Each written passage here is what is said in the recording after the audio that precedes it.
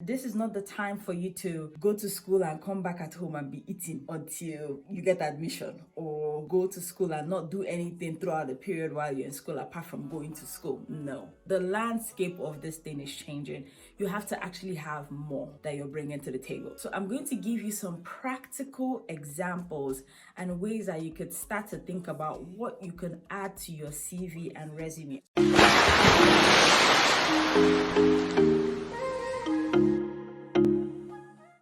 Hello there, welcome to Winie Student World. My name is Winie and I am back again with another juicy topic, and this is application season. So I'm here to give you all the insider scoop on how you can really smash it this application season. Okay, so if you're an undergrad or graduate applicant, I want to share ways that you can boost your application profile or your application itself, right? And this is not the time for you to go to school and come back at home and be eating until you get admission, or go to school and not do anything throughout the period while you're in school apart from going to school. No. The landscape of this thing is changing. You have to actually have more that you're bringing to the table. So I'm going to give you some practical examples and ways that you could start to think about what you can add to your CV and resume. And I want to say, nobody is too young for this not to apply to them. If you're a parent and you're watching this will give you some ideas on how to make sure that your children have a more productive long vacation or time at home, so that when it's time for them to apply to schools, they have a resume already good to go, and it makes them, like, honestly, a shiny applicant for admission committees. All right, let's dive right in. The first thing that you need to be doing is, if you haven't done this already, volunteer experiences. I have talked about this on this page multiple times. I am sure that there's a video you can click already that you have heard me say go and volunteer, right? So think about places that serve your community, right? Church or whatever religious organization you're affiliated with, hospitals, maternities, local governments,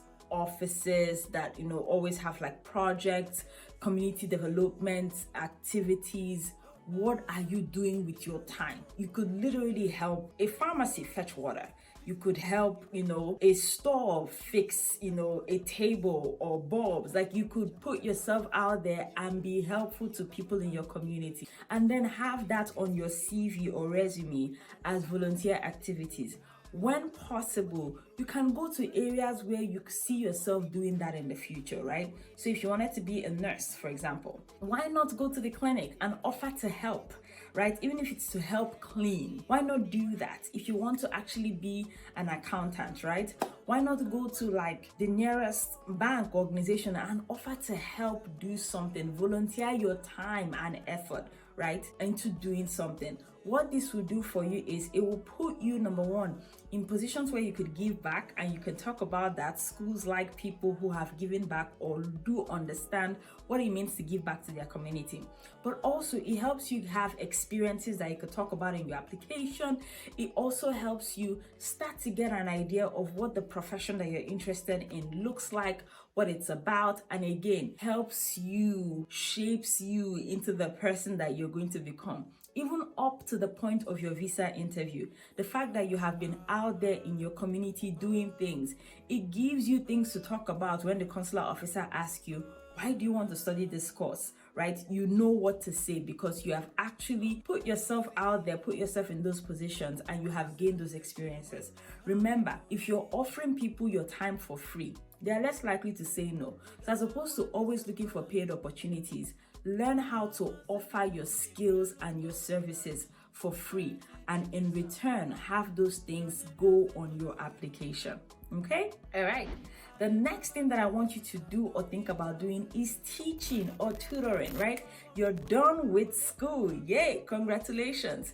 There are secondary schools around you, there are primary schools around you, there are probably nursery schools around you, kindergarten, daycares, right? What can you do with your time, right? How can you impart knowledge that you already have? Is there a subject that you're good at that you could teach students, either paid or for free? Could you go back back to the school that you finished from and be helpful to people?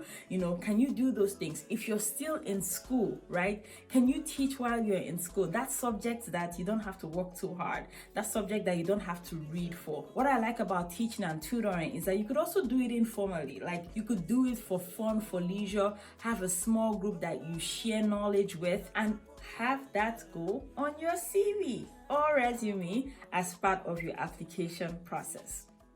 Are you writing it down? All right.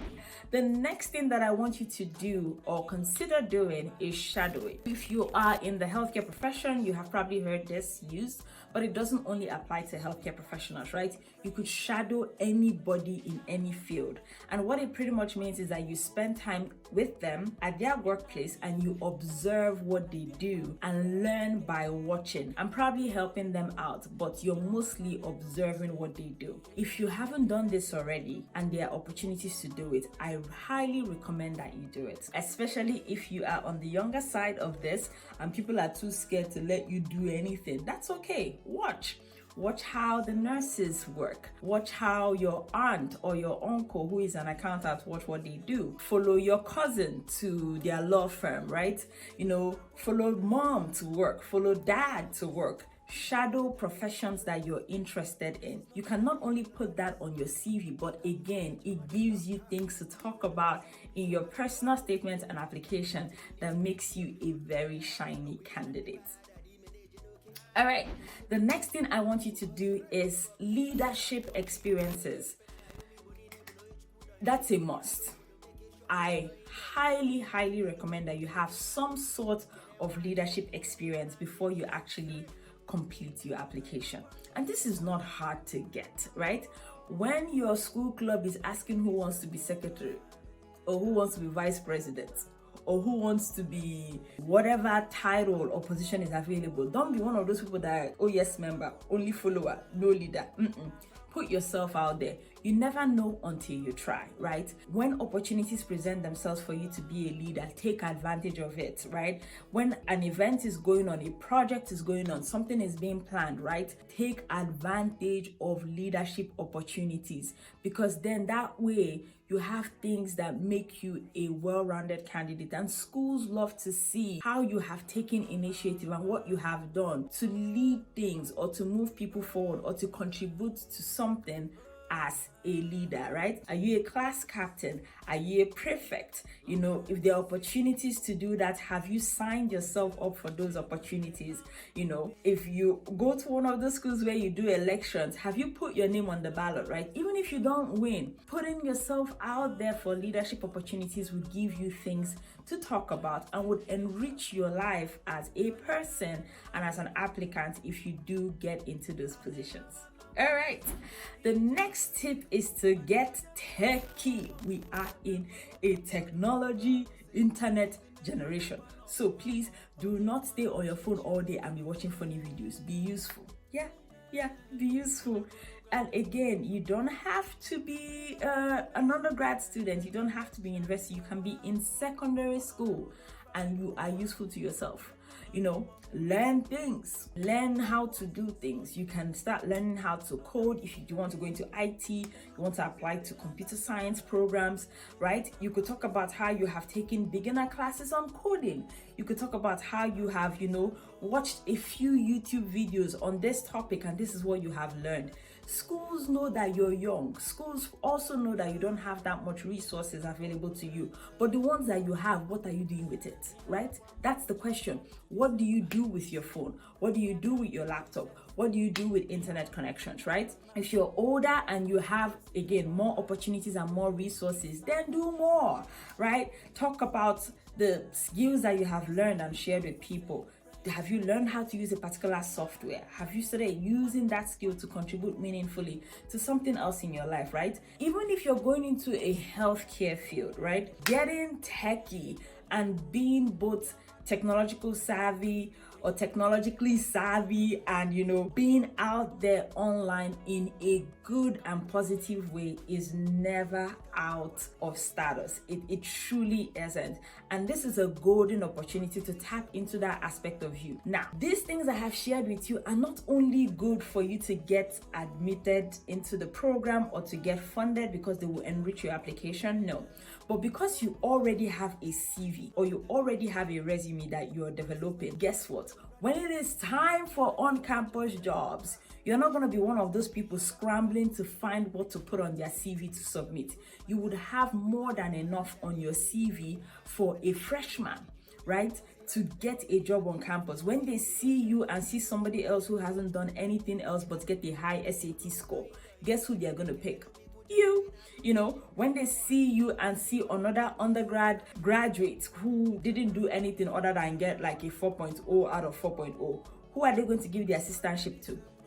You. So take your time. Don't say you're waiting for admission. No, what are you doing with your time? Be productive, be useful with yourself, because it will not only make you a better, well-rounded person, but in this pursuit of studying abroad or getting into funded programs, it would position you in the right way to get those opportunities that you need. I hope you've learned a lot from this video. I want to know what you learned. I want to know what stood out to you. I want to know what you're doing to pass time, either while you're applying or while you're waiting to apply. I want to know what you're taking away from this and what you plan on doing. If you haven't already, follow us on all social media platforms. They're currently floating on the screen somewhere.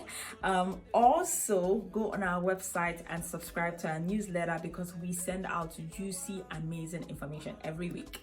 Scholarships, university features, tips, immigration news. We keep you up to date, right? And again, engage. I want to hear from you. Talk back to me. Until I come your way again, you take care, and I'll talk to you soon. Bye.